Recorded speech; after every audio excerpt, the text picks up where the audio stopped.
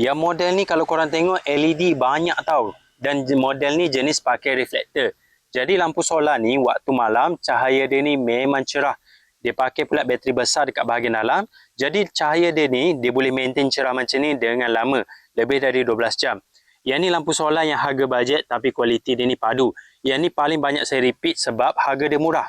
Saya dah pasang dekat banyak tempat. Yang ni pula mudah untuk korang pasang mana-mana. Tepi rumah boleh, bawah garas kereta boleh, bawah bumbung rumah pun boleh. Sebab bracket dia ni jenis fleksibel, mudah untuk korang pasang mana-mana.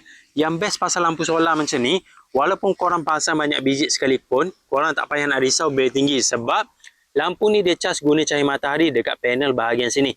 Waktu siang dia akan cas dengan automatik, waktu malam dia akan nyala dengan sendiri. Korang tak payah nak buka tutup dia punya switch sebab lampu ni dia akan nyala dengan sendiri. Kalau kerap tinggal rumah waktu malam, pakai lampu solar macam ni memang ngam. Korang tak payah nak risau untuk tinggal rumah lama sebab lampu ni automatik nyala, tapi rumah korang akan sentiasa cerah walaupun korang tak ada dekat rumah.